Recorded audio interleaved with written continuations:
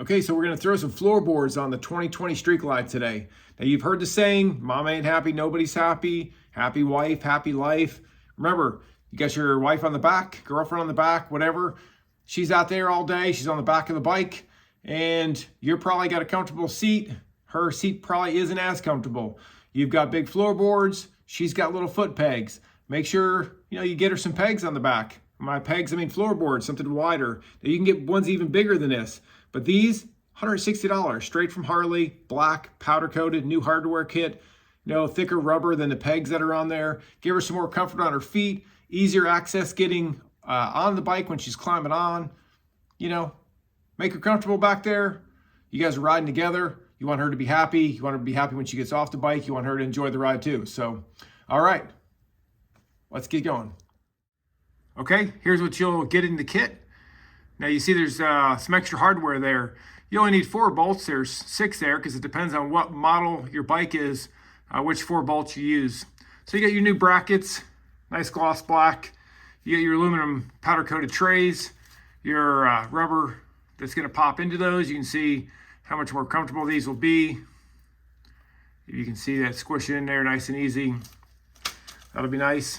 All right, let's get it mounted. If you have a 2009 or older, you use 3/8 bolts for the bottom brackets. If you have a 2010 or newer, you use the 5/16 for the bolts for the bottom bracket. So we're starting to mount the new bracket. The old one's off, putting the new one on. Now, note that when you put your bottom bolt in first and you torque it down to 5 pounds, now that's done right there. I actually went a little over 5, probably closer to 8. But that gives you adjustment. When that's torqued down, it still moves. It's supposed to do that. That way you can slide up and down. That's why that bolt is in all threads. So pick what bolt hold you want. Shorter legs, all the way down to the longest legs. How high do you want your floorboard for the passenger? So the new bracket is now on the bike. You cannot access the bottom bolt any longer, so hopefully you torque that down to the 5 pounds before you mounted your top bolt. And the top bolt is torqued down to 40 pounds. After that, you use your spring that came in the kit and the hardware.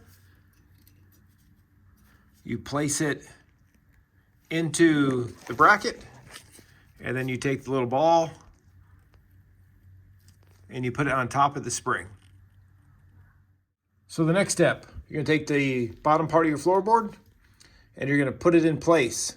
So you'll have to bring it perfectly down over, and you're gonna line that ball up with that hole. I say hole, it's just an indentation. And the ball is going to rest in that indentation. Make sure you don't knock your ball off when you do it. Once you get it in place, press it down, use the pins, and the pins will slide in the side into the floorboard.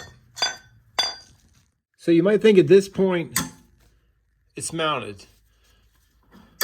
It is not.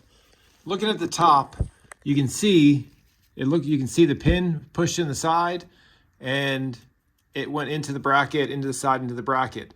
But these pins aren't very long.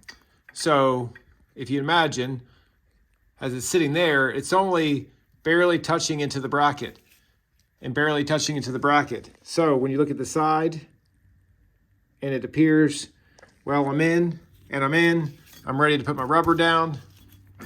Yeah, it is on there, but you can push it further.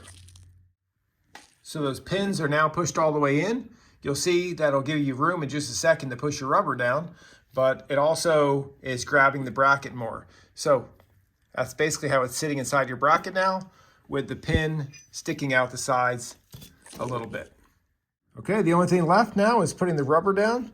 So of course, these are gonna go in these holes, and the bigger piece is going into the notch here. You have a little circle in the end that'll end up poking into the spot where the pin went in, both sides.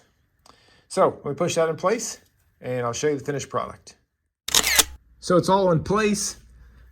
This big part of the rubber on the bottom went into this groove. These go into this groove. These pieces pulled through the bottom. They pull through pop into place. You can come back here and trim off this little thin part and just leave that fat part to keep it in place. That way it looks nice and clean on the bike. So all I've got to do is trim those little pieces off. Like I said, make sure you just trim off the thin piece, leave that fat part on there to hold your rubber in place. But that is going to be much more comfortable. If you can see how much softer those are to push in on, that means their feet are going to have a lot less vibration. They got a lot bigger surface as far as getting on and off the bike. And, you know, looking at what they had before till now, big improvement. They're going to like it. Looks good on the bike. All right. Thanks for watching. Be safe out there and enjoy the ride.